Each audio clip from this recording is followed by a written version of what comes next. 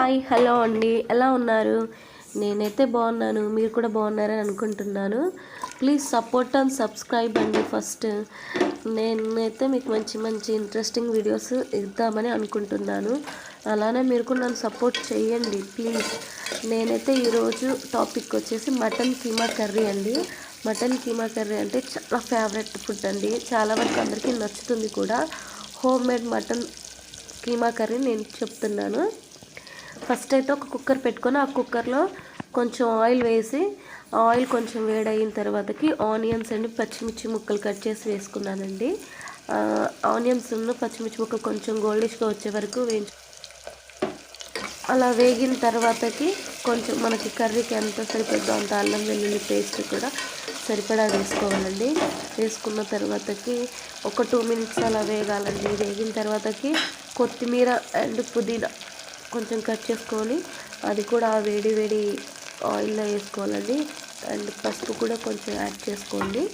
చేసుకున్న తర్వాతకి ఒక 2 మినిట్స్ మూత పెట్టండి. మూత పెడితే అది ఆవిరికి కనుక మంచిగా ఉడుకుతుంది. కొంచెం అల్లం పచ్చివాసన అనేది కూడా పోతుందండి.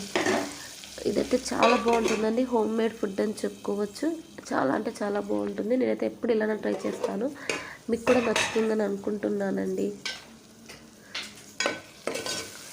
చూసారు కదా, ఇప్పుడు మటన్ అయితే నేను ఫస్ట్ శుభ్రంగా కడిగేసి కుక్కర్లో ఒక 2-3 విజిల్స్ వచ్చే వరకు పెట్టుకున్నానండి. కొంచెం అల్లం కొంచెం పసుపు వేసి ఒక 2-3 విజిల్స్ వచ్చే వరకు ఉడకబెట్టుకున్నాను. అలా ఉడకపెట్టింది అయితే టేస్టీగా ఉంటుందండి. డైరెక్ట్గా వండడం కూడా కొంచెం కష్టంగా ఉంటుంది, అది కాక తొందరగా ఉడకదు.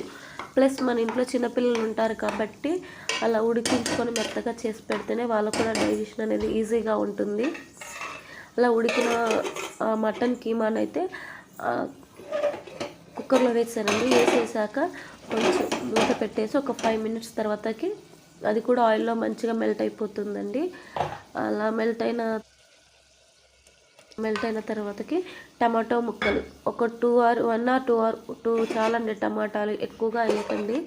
వేసుకొని ఆ టమాటా ముక్కల్ని కూడా అందులో వేసేసి మళ్ళీ మూత పెడితే ఒక 5 మినిట్స్కి అంతా ఆవిరి పట్టి మంచిగా దగ్గరగా వస్తుందండి కర్రీ. మనకి ఎంత అయితే కావాలో అంత ఉప్పు కారం మనం తినేదాన్ని బట్టి వేసుకోండి. కొంతమంది ఎక్కువగా తింటారు, కొంతమంది తక్కువగా తింటారండి కారం అనేది. సో మీరు ఎలా తినగలుగుతారో అలా రుచికి తగ్గట్టుగా వేసుకోండి. తర్వాతకి కొంచెం వాటర్ కూడా పోసుకోండి. వాటర్ పోసుకున్న తర్వాతకి కుక్కర్ పెట్టేయండి. 3-4 విజిల్స్ వచ్చిన తర్వాత మనకు కావాల్సిన కర్రీ ప్రిపేర్ అయిపోతుంది.